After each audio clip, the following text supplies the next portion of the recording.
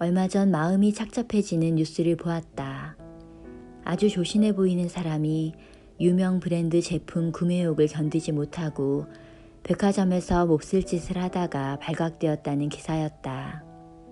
그런가 하면 회사 돈을 횡령하여 그 돈으로 고가의 옷, 이른바 명품을 구매한 사람이 구속되었다는 보도도 있었다.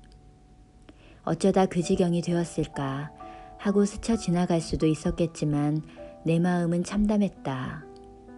수입 자율화가 된 이후로 이탈리아의 고가 브랜드를 런칭한 장본인으로서 이러한 세태에 느끼는 바가 남달랐기 때문이다.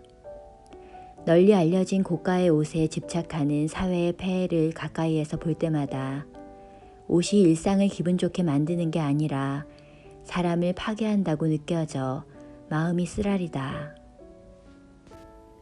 신상품이라 불리기도 하고 넉마라고 불리기도 하는 옷. 그 옷이 대체 뭐길래 인간의 가장 중요한 덕목 중 하나인 정직함을 한순간에 버리게끔 만드는 것일까? 옷은 더울 때 시원하게 해주고 추울 때 신체를 따뜻하게 보호해줄 뿐이며 사람이 살아가는데 기본적으로 필요한 의식주 중 하나의 요소일 뿐이라고 이야기한다면 패션 산업의 한 구성원으로 일생을 보낸 이가 죄책감을 상쇄하기 위해 하는 변명으로 들릴까? 어떤 브랜드를 좋아하는지, 어떤 옷을 좋아하는지, 이 두 가지 물음은 나의 경력을 익히 알고 있는 분들이 나에게 가장 많이 하는 질문이다. 그러면 나는 브랜드를 보고 옷을 입지 않고 취향과 형편을 고려해서 입는다고, 특히 브랜드가 돋보이는 옷보다는 나를 돋보이게 해주는 옷을 좋아한다고 즉시 답하려다 마음속에 넣어두고는 한다. 나는 쇼핑에 중독되어 옷을 사는 타입이 아니다. 고가 브랜드의 옷은 20-30년 전에 구매한 제품이 많고 시장에서 산 옷도 덜어 있다. 또 내가 좋아하는 옷은 따로 있다. 특히 정서적 가치가 최고인 옷이 나를 행복하게 만든다. 친정 아버지의 유품을 정리하면서 발견한 면으로 된 와이셔츠는 일제강점기 때 친정 아버지가 입으셨던 옷이다. 섬세한 바느질, 지금은 고가의 옷에만 사용하는 자개 단추 등 미적으로 뛰어날 뿐만 아니라 내 감정선까지 건드린다. 친정 아버지의 와이셔츠를 보면 아버지에 대한 그리움이 배가 된다. 또 오래전 친정 어머니가 선물해 주신 니트를 입을 때면 가슴이 따스해진다. 타인에게 보여주기 위한 옷이 아닌 나를 위해 입는 옷. 내가 입었을 때 정서가 안정되고 나를 구속하거나 긴장시키지 않는 옷. 요란하지 않아서 액세서리나 스카프와 잘 어울리는 옷. 기본 라인만 갖춰 몇십 년이 지나도 입을 수 있는 옷. 한 벌로 여러 가지 효과를 볼 수 있는 옷. 현란한 패턴보다 단색, 기왕이면 무채색 종류의 옷. 몇 년 만에 만나도 어제 본 듯 격이 없는 친구 같은 옷. 내가 좋아하는 건 이런 옷들이다. 옷 브랜드는 중요하게 생각하지 않는다. 나 자신이 명품이 되면 된다고 생각하기 때문이다. 럭셔리한 삶, 럭셔리 하우스, 럭셔리한 의자. 흔히 접하는 주생활 광고를 보면 럭셔리하다라는 말이 자주 등장한다. 톱스타가 고급 저택을 공개하면 그날 신문 기사의 앞머리는 어김없이 럭셔리한 일상이라는 말로 장식된다. 사전에서 럭셔리를 찾아보면 호화로움, 사치, 사치품, 드문 호사로 쓰여 있다.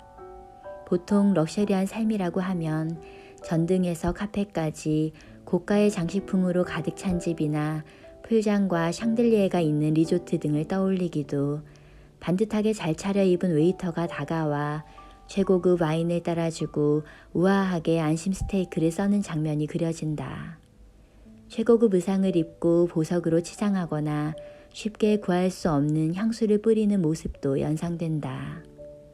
그런데 정말 이런 삶을 럭셔리하다고 말할 수 있을까? 이런 삶이 진정 우리가 꿈꾸는 삶일까?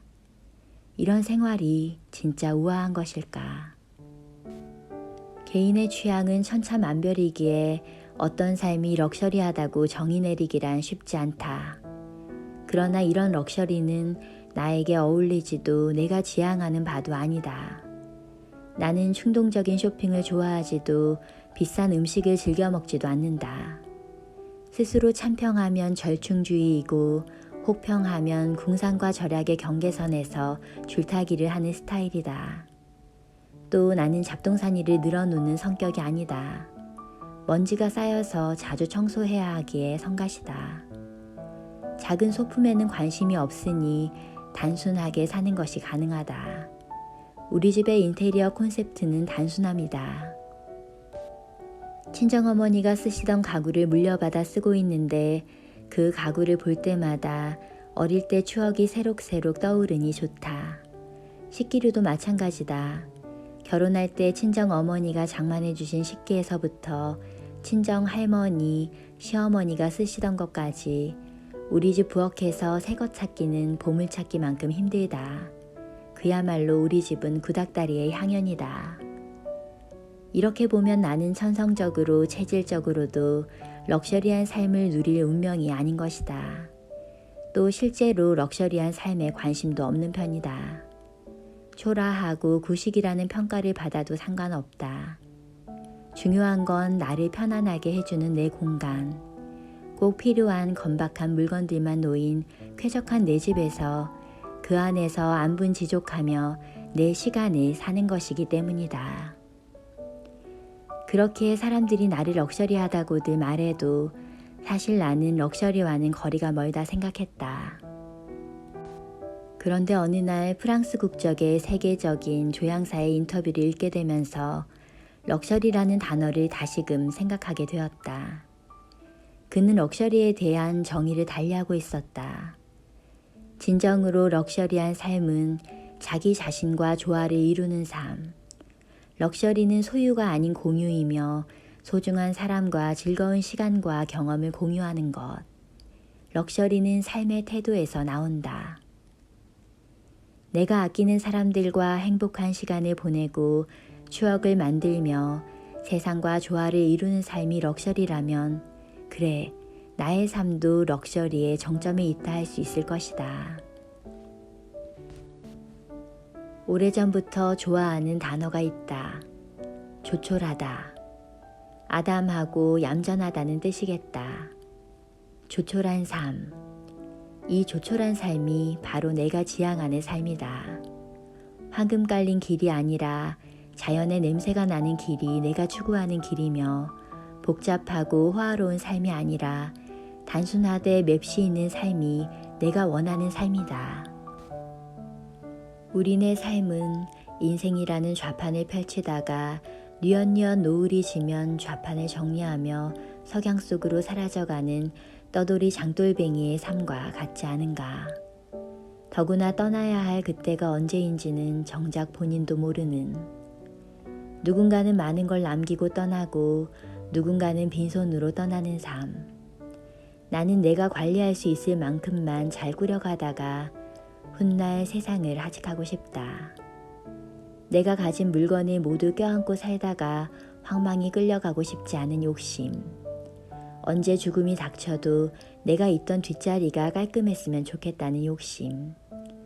이 욕심이 욕심으로 끝나지 않도록 나는 평소 아끼던 물건들을 정리하며 오늘도 나는 내 분신들과 작별 인사를 나누는 중이다. 나의 황혼을 아름답게 갈무리하는 하루하루가 참 소중하다.